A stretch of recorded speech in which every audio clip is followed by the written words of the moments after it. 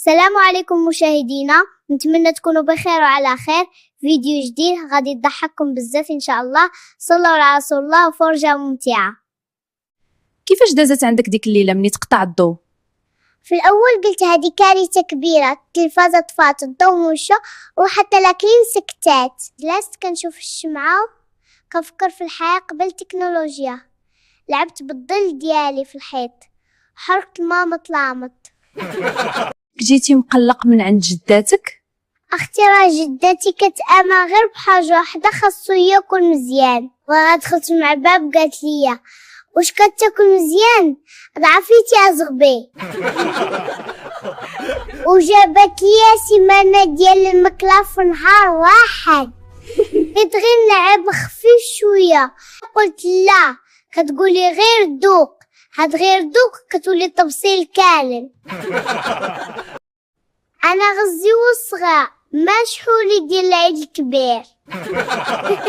كتقلق ملي كيشطبوا حداك؟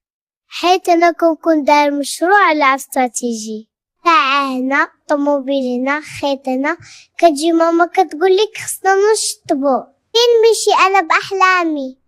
يا قولي لي يا اختي. حس بحال شي مهندس كتريب على المدينه ديالو بلا سابق انذار. وقع مع الكرتونه؟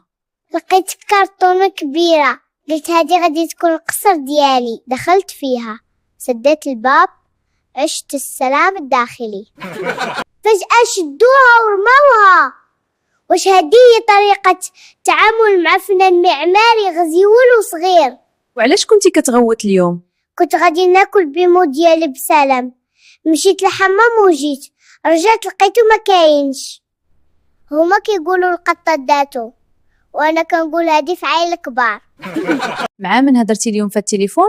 كنت كنسق مع واحد الفنيكيش قدي في الزنقة الاخرى باش نديرو تحالف ضد توقيت النعاس المبكر، ولكن ماما كتقول ياه حيد التليفون، كيفاش غنبني مستقبل سياسي بهاد العقلية؟ نو، درتي ملي طاحت عليك الشتا؟ خرجت متحمس، لقيت الشتا كطيح، قلت تجربة جديدة، لكن الماء دخل في الكبوت، صبرت ولا كيدير الصوت شلخ شلخ، رجع الدار بحال شي بحار جا من عاصفة. فاش كتفكر ملي كتسهى؟ كنفكر في الحياة، علاش الرضاعة كتجي قبل القراية، وعلاش ملي كنكون ناعس كيقولوا باقي ما بغيتيش تنعس، وإلا ناض بكري كيقولوا لي علاش فقتي. وانا كنحاول نرضي الجميع، ولكن حتى انا عندي مشاعر. كيفاش داز العرس اللي مشيتي ليا؟ اختي كان نهار ما تنساش، دخلت لها القاعه ولابس جلابه جديده، والناس كاملين كيشوفوا فيا بحال شي فنان مشهور.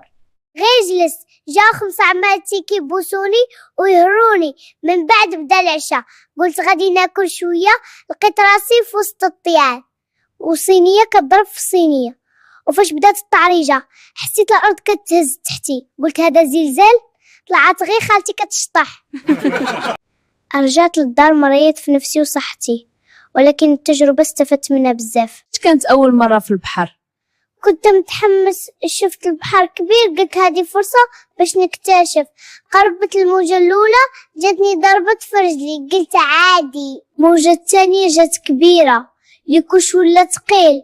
ثالث موجه، هنا فهمت ان الطبيعه ما كتضحكش. رجعت كنجري بحال شي بطل فيلم اكشن صغير. كيفاش كانت الخرجه المول؟ اختي داك البلاصه كبيره بزاف، كلشي كيلمع، الارض كتلمع، الضو كيضرب في العين. تلامح الالعاب، حسيت براسي دخلت لشي قصر.